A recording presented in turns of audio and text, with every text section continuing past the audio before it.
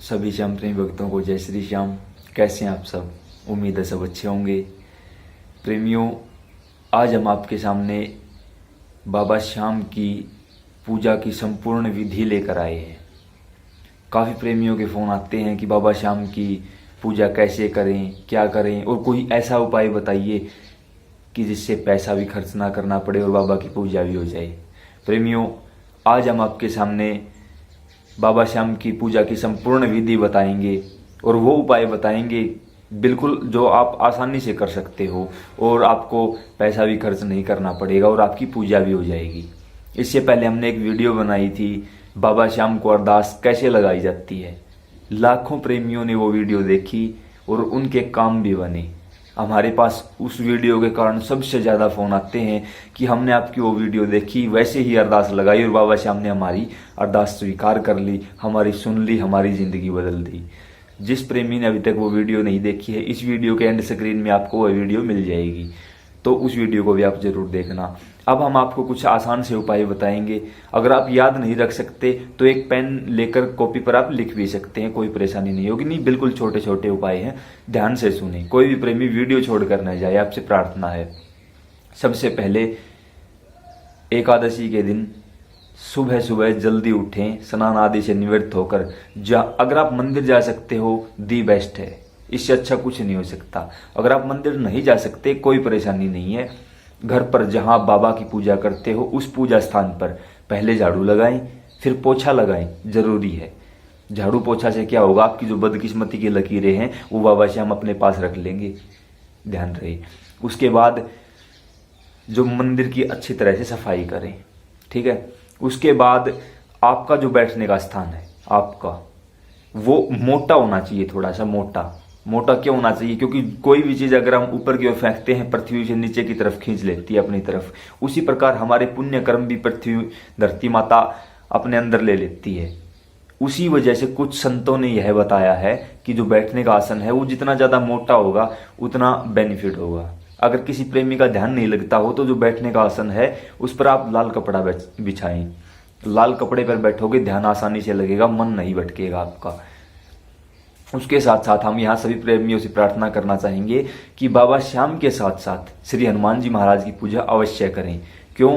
क्योंकि श्री हनुमान जी महाराज अष्ट सिद्धि नवनिधि के दाता हैं। कोई शक्ति उनसे बड़ी नहीं है और कोई काम ऐसा नहीं है जो वो ना कर सकते हों। और हर देवी देवता के साथ श्री हनुमान जी महाराज की पूजा अवश्य की जाती है। इसलिए आप भी अपने घर पर बाबा श्याम के साथ श्री हनुमान जी महाराज को विराजमान करवाएं, दोनों की पूजा करें। सबसे पहले आप बाबा के जोत जलाने का प्रबंध करें। हो सके तो मिट्टी के दिए रखें, 2 मिट्टी के दिए, क्योंकि श्री हनुमान जी महाराज भी साथ में विराजमान है। एकादशी है, द्वादशी है, मंगलवार है, कोई फर्क नहीं पड़ता, सभी एक हैं, ठीक है। 2 दिए जलाएं, मिट्टी के 2 दिए। जो दुकान से आपको बत्ती मिलती है हो सके तो उनका यूज ना करें। रुई जिसे हम कॉटन बोलते हैं वो आप घर पे ले आएं और अपने हाथों से बत्ती बनाएं और वो उसे यूज करें। कुछ प्रेमी कहते हैं कि क्या देसी घी की जोत जलाना जरूरी है? देखिए, हो सके तो गाय का घी लें, नहीं हो सके तो भैंस का घी लें, और अगर आप उसमें भी सक्षम नहीं है तो इतना सा घी जरूर ले लें कि आपके पास जो 2 बत्तियां हैं वो घी में परिपूर्ण हो जाएं। सिर्फ उनसे काम चल जाएगा, कोई परेशानी नहीं है। उन दोनों को रखो। उसके साथ आपके मंदिर परिसर में घंटी जरूर होनी चाहिए, घंटी, क्योंकि घंटी के बगैर और तुलसी दल के बगैर भगवान भोग नहीं लगाते। एक तुलसी का पत्ता रखें आप। ध्यान रहे, तुलसी का पत्ता रविवार के दिन यूज नहीं किया जाता। रविवार को ना तो तुलसी माता के सिर चरणों में पानी समर्पित किया जाता है, ना ही तुलसी दल को छेड़ा जाता है रविवार के दिन। ध्यान रहे इस बात का। अगर नहीं है आपके पास, अब उपलब्ध नहीं है कि आप तुलसी दल नहीं ले सकते तो कोई जरूरी नहीं है, कोई परेशानी नहीं है, भगवान समझते हैं आपकी बात को। घंटी जरूर होनी चाहिए, छोटी सी घंटी, जिसे आप अपने मंदिर परिसर में आसानी से रख सकते हैं। फिर क्या करें, पहले दिया जलाएं। आपके सबसे पहले दिया जलाकर एक हाथ से घंटी बजती रहे और दूसरे हाथ से ज्योत प्रज्वलित करें, क्योंकि जब तक घंटी नहीं बजेगी जो आपके सामने प्रतिमा है वो जागृत रूप में नहीं आएगी। घंटी बजाओ, दिया जलाओ, उस समय आपके सामने बाबा श्याम और हनुमान जी महाराज जागृत रूप में प्रकट हो चुके होंगे। फिर आप बाबा के श्री चरणों में पुष्प अर्पित करो, अगर आपके पास है तो, नहीं है कोई जरूरी नहीं है। उसके बाद मान के चलो एकादशी है, आपने व्रत रखा है तो कोई प्रॉब्लम नहीं है, 2 केले दोनों के चरणों में अर्पित करो। घंटी बजती रहनी चाहिए, दूसरे हाथ से आप काम कर सकते हो, यह ना समझे कि यह उल्टा हाथ है, नहीं, ऐसी कोई सिचुएशन नहीं होगी। 2 केले भगवान के चरणों में अर्पित करें और कहें कि हे बाबा श्याम, हे हनुमान जी महाराज, इस पावन पवित्र एकादशी के पवित्र पर्व पर हमारे घर में पधारें और यह केले का भोग स्वीकार करें। भगवान अवश्य भोग स्वीकार करेंगे आपका। जो प्रेमी व्रत करते हैं, व्रत रख सकते हो वो व्रत रखें, नहीं रख सकते हो कोई ज़रूरी नहीं है, कोई प्रॉब्लम नहीं आएगी आपको, सब कुछ अच्छे से होगा। अगर आपके पास धूप है, धूप तो आप धूप प्रज्वलित कर सकते हैं, नहीं है तो इसमें भी परेशानी नहीं है। और धूप अगर आप यूज भी करते हो तो हमारी पर्सनल राय है कि जो डंडी वाली धूप आती है ना, उसे मत लें। जो सीधी धूप आती है जिसे हम हाथ से तैयार करते हैं उसे ले। और अगर आप घर पर तैयार कर सकते हो तो जैसे हवन सामग्री आती है ना दुकान से, वो लेकर आए और फिर घर पर ही उसमें घी डालकर, कुछ और चीजें होती है उसे डालकर तैयार करें और फिर उसे जिसे हम अग्नि पर डालकर धूप देखते हैं ना, वैसी धूप दें। फिर आपके घर में देखना कितनी पॉजिटिव एनर्जी आएगी, बहुत ज्यादा फर्क होगा। फिर आपको जो ये आर्टिफिशियल धूप होती है इसे लेकर आने की कोई जरूरत ही नहीं होगी, अगर आप ऐसा कर सकते हैं तो। अब आपके पास फूल भी हैं, दीप भी है, धूप भी है, घंटी भी है, तुलसी दल भी है, आपने भगवान को भोग भी लगा दिया है। अब आपकी पूजा संपन्न हुई, ठीक है, कोई परेशानी नहीं होगी। उसके साथ आप एक साफ स्वच्छ जल का लोटा रख ले वहां पे, ध्यान रहे गंगा जल न हो। बाबा श्याम के लिए गंगा जल यूज नहीं किया जा सकता। अगर आपके पास यमुना जल है अच्छी बात है, नहीं है तो आप सादे पानी से काम चला सकते हैं, कोई परेशानी नहीं होगी आपको, सादे पानी से काम चलाएं। अब मान के चलो यह तो है एकादशी का। ध्यान रहे प्रेमियों, ध्यान रहे एकादशी के दिन चावल या खीर का भोग नहीं लगता। ध्यान रहे कोई भी प्रेमी एकादशी के दिन चावल या खीर न बनाए अपने घर पर और न ही कहीं पर इसका भोग लगाए, ठीक है। आप व्रत करें या न करें, चावल या खीर का भोग नहीं लगता। दूसरी बात, प्रेमियों का सवाल होते हैं कि हम बाबा को क्या भोग लगाएं। सबसे बड़ी बात है कि आप घर में जो भी खाते हो वही भोग बाबा को लगा दो। अगर आप कुछ स्पेशल लगाना चाहते हो तो एकादशी के दिन केले का भोग लगा दो, द्वादशी के दिन खिचड़ी का भोग बाबा को लगा दो। खिचड़ी बाजरे की भी हो सकती है, मूंग चावल की भी हो सकती है, जो भी आपकी इच्छा हो वही भोग बाबा को लगा दो, कोई परेशानी नहीं होगी। जो प्रेमी आप यह पूजा सुबह के समय भी कर सकते हैं, शाम के समय भी कर सकते हैं, कोई परेशानी नहीं होगी। सुबह एकादशी द्वादशी को सुबह करें पूजा, बाकी आप शाम को कर सकते हैं। अब हजारों प्रेमी ऐसे हैं जो शाम को बाबा की जोत जलाते हैं, वो क्या करें? तो देखिए कोई परेशानी नहीं है, आप शाम को भी जलाएं, अच्छी बात है। घर से नेगेटिव एनर्जी दूर होगी, बाबा श्याम हर समय आपके साथ रहेंगे। उसके लिए आपको क्या करना होगा, मान के चलो आप शाम के समय बाबा की जोत करते हो, 2 जोत करें, घंटी बजाएं, तुलसी दल साथ में हो। अगर आप भोग नहीं लगाते तो तुलसी दल की कोई आवश्यकता नहीं है।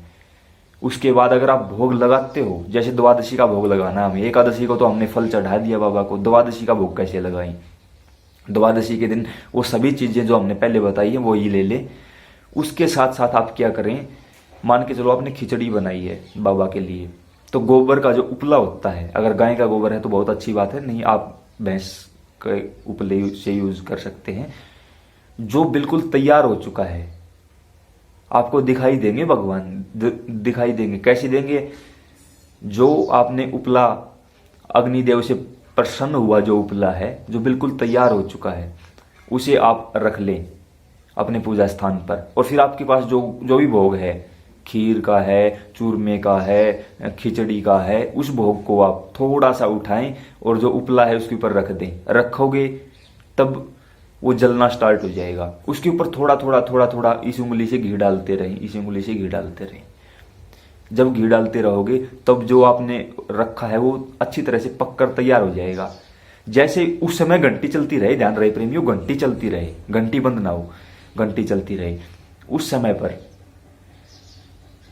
जो आपने सामने दीपक जलाए हैं, उस दीपक की लो की वजह से आपने जो खिचड़ी या चूरमा रखा है, भगवान उसका भोग लगा लेंगे तुरंत। आप देखोगे अपनी आंखों के सामने, देखोगे वो उपला प्रज्वलित हो जाएगा, दोबारा से जल उठेगा। उस समय भगवान भोग लगाते हैं। उस समय इस बात का विशेष ध्यान रखें कि आपको कोई और न देख पाए, आपके घर का परिवार का जो सदस्य है वो कोई और आपको न देख पाए, और आप भी उस समय घंटी चलती रहे और आंखें बंद कर लें। ठीक है, आंखें बंद कर लें, केवल 1 से 1.5 मिनट के लिए अपनी आंखें बंद कर लें, क्योंकि भगवान भोग लगा रहे हैं और आपको पता है जब भोग लगता है तब पर्दा किया जाता है, आप वहां से उठ नहीं सकते, कोई परेशानी नहीं है, आप आंखें बंद कर लें और यही सुमरन चलता रहे, मेरे श्याम मेरे हनुमान भोग लगाइए, भगवान भोग लगाइए, भोग लगाइए। भगवान हर हाल में भोग लगाते हैं। उसके बाद अपनी आंखें खोलें और आपके पास जो भी है, अगर आपके पास आप सामर्थ्यवान है कि कोई प्रसाद लेकर आना चाहते हैं किसी भी चीज का, तो आप बिल्कुल लेकर आ सकते हैं, कोई परेशानी नहीं होगी आपको। हम तो आपको वो उपाय बताते हैं जो आप बिल्कुल फ्री ऑफ कॉस्ट घर पर ही कर सकते हैं। उसके साथ साथ अब आप सोचेंगे कि उस उपले का क्या होगा। देखिए, जो प्रेमी हर रोज बाबा की सेवा करते हैं उनके लिए दी बेस्ट उपाय है, जो आपके पास उपला है उसे आप एक पात्र में डालकर वहीं पूजा स्थान पर रख लें। दूसरी बात, सबसे जरूरी बात, हजारों प्रेमियों के फोन आते हैं कि हमारे घर में नेगेटिव एनर्जी है, भूत प्रेत का साया है, ये है वो है, उससे निजात दिलाएंगी आपको ये चीजें। घर में सिंदूर का होना अति आवश्यक है, और वो सिंदूर कोई और सिंदूर नहीं, श्री हनुमान जी महाराज के दरबार से लाया हुआ होना चाहिए, सालासर से लाया हुआ होना चाहिए। उसे आप वहां अपने पूजा स्थान पर रखें। फिर क्या करें, आपने सारा काम कंप्लीट कर दिया। अब जो आपके पास उपला है उसे आप एक पात्र में रख दिया, सिंदूर है उसे एक पात्र में रख दिया। अब छोटी छोटी पीतल की लुटिया, तांबे की लुटिया आती हैं, पीतल की, तांबे की, जो भी आपकी सामर्थ्य हो, उसमें आप स्वच्छ जल भरकर रखते हो। उस जल में इन 3 उंगलियों से, 2 बीच वाली अंगूठे से थोड़ा सा जो राख है उपले की उसे उठाओ, पानी में डाल दो, थोड़ा सा सिंदूर उठाओ, पानी में डाल दो, दोनों चीज आपने पानी में डाल दी। उस समय आप श्री श्याम आरती, श्री श्याम चालीसा, हनुमान आरती, हनुमान चालीसा, जो भी आपको आता है उसका पाठ जारी रखें। फिर जैसे आपने देखा होगा हवन यज्ञ में जो ब्राह्मण देवता होते हैं वो क्या करते हैं, घास के 8-10 दिन के एक साथ एकत्रित करते हैं और उनसे जल का छींटा देते हैं। अगर आप वह कर सकते हो तो दी बेस्ट है। अगर आप ऐसा नहीं कर सकते तो जो ये उंगली है, ये उंगली, इस उंगली को आप पानी में डालें और इससे जल का छींटा करें, वहीं से स्टार्ट कर दें जहां से आपका पूजा स्थान है। पूजा की बाद की बात है ये, जब आपने घी की जोत प्रज्वलित कर दी उसकी बाद की बात है। हो सके तो सायंकाल के समय किया करो। क्यों किया करो? क्योंकि सायंकाल के समय जिस घर में घी का दीपक जलता है वहां नेगेटिव एनर्जी दूर हो जाती है और माता लक्ष्मी आती है। क्योंकि दिया अंधेरा, जो अंधेरा होता है, दिया उस अंधेरे को दूर करता है और उजाले का मतलब माता लक्ष्मी है। ऐसा किया करो आप। अगर नहीं करते तो आज से शुरू कर दो, अगर आपकी समर्थता है तो। उसके साथ साथ आप उस जल को उठाएं, उस लुटिया को उठाएं और जहां आपका पूजा स्थान है वहां से बाहर की तरफ चल दें। इस तरीके से चलें कि वापस आपको घर के अंदर नहीं आना है। घर के हर कोने कोने में इस उंगली से जल का छींटा दें, कोने कोने में। ऐसा करते करते बाहर चले जाएं। बाहर जो आपका मेन गेट है वहां भी छींटा दें। घर का जो मेन गेट है वहां लक्ष्मण रेखा लगा दें, उस जल से जो बचा हुआ जल है। लक्ष्मण रेखा का मतलब है वहां कोई नेगेटिव एनर्जी प्रवेश नहीं कर सकती।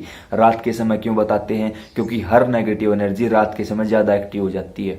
और अगर आपके घर के बाहर लक्ष्मण रेखा है तो क्या मजाल है किसी की कोई प्रवेश कर जाएगा? नहीं हो सकता। फिर वापस अंदर आए, जो लुटिया है उसे साफ जल से दोबारा धोएं, साफ जल उसके अंदर रख दें और फिर वही पूजा स्थान पर रख दें। फिर वही बाबा के सामने बैठकर प्रार्थना करें कि भगवान अपने इस घर में और अपने इन बच्चों पर सुख शांति समृद्धि हर प्रकार की चिंताओं से दूर रखना। इन बच्चों को ध्यान रहे अपने इस घर पर और अपने इन बच्चों को, हमारे घर पर या हमारे बच्चों को नहीं, अपने। ठीक है, इस बात का विशेष ध्यान रखिए। साथ के साथ गुणगान करते रहें और इस बात का विशेष ध्यान रखें कि घर में किसी भी प्रकार की मांस मदिरा का सेवन न होने पाए। और जिस घर में यह होता है तो जो प्रेमी बाबा की सेवा करते हो वो उस दूसरे प्रेमी के संपर्क में न आए। इस बात का विशेष ध्यान रखें। पूजा अलग होनी चाहिए, पूजा का स्थान अलग होना चाहिए। जरूरी नहीं कि आप बहुत बड़ा मंदिर बनवाओगे घर में, नहीं। अगर आपके पास बिल्कुल थोड़ा सा स्थान है, बाबा की सिर्फ प्रतिमा रखी जा सकती है, तो सिर्फ उन्हीं को विराजमान करवाओ, वही मंदिर बन जाएगा। वही बाबा श्याम, वही हनुमान जी महाराज विराजमान रहेंगे। अब मोरछड़ी आपके घर में अगर विराजमान है तो क्या करें? परिवार के सभी सदस्यों को बुला लें और उन्हें झाड़ा दें। पूजा के बाद झाड़ा दें। बाबा से बोले बाबा तू जाने तेरा काम, 3 बार झाड़ा दे एक प्रेमी को। सभी को साथ बैठाकर आप झाड़ा दे सकते हो। अगर किसी भी प्रेमी को परेशानी है तो उसे आप स्पेशल झाड़ा दें, बाबा तू जाने तेरा काम। यह ना सोचे कि मैं झाड़ा दे रहा हूँ, नहीं, यह सोचें कि अब हम बाबा के मंदिर में खड़े हैं और पुजारी जी ही झाड़ा दे रहे हैं। मोरछड़ी का वह झाड़ा ऐसा काम करेगा कि आप खुद भी नहीं सोच पाओगे। जिन प्रेमियों को यह नहीं पता कि मोरछड़ी कहाँ से लेकर आए, कैसे लेकर आए, बाबा श्याम उसमें कैसे विराजमान होंगे, उसके लिए भी हमने वीडियो बना रखी है। नीचे डिस्क्रिप्शन में और एंड स्क्रीन के रूप में भी आपको वो वीडियो मिल जाएगी। उस वीडियो को भी आप सभी प्रेमी जरूर देखना। यह बाबा श्याम की संपूर्ण विधि है। हमने एकादशी की भी, द्वादशी की भी और अन्य दिनों की भी तीनों पूजा विधि बताई है और आपको कोई पैसा नहीं खर्च करना पड़ेगा। जो चीज़ आपको बताई है सभी के सभी आपको मिल जाएंगी। बस शर्त है आप इस वीडियो को समय दें। और अगर आपको लगता है कि यह जानकारी अच्छी है तो इसे अन्य प्रेमियों के साथ, ज़्यादा नहीं कर सकते तो अपने परिवार के साथ, अपने रिश्तेदारों के साथ और अपने दोस्तों के साथ ज़रूर शेयर करें इस चीज़ को। क्या पता आपकी एक शेयरिंग की वजह से किसी प्रेमी की ज़िंदगी बदल जाए। बाबा श्याम आपके घर आ लेंगे अगर किसी एक प्रेमी की ज़िंदगी आपने बदल दी तो। प्रेमियों, उम्मीद करते हैं आपको ये वीडियो अच्छी लगी होगी। जल्द ही अगली वीडियो के साथ मिलते हैं, वहाँ भी आपको कोई ऐसी ही रोचक जानकारी देंगे। अगर अब भी आपका कोई सवाल है तो नीचे कमेंट बॉक्स में करें, या हमने नीचे अपना नंबर भी दिया है डिस्क्रिप्शन में, आप हमें फ़ोन कर सकते हैं। जय श्री श्याम।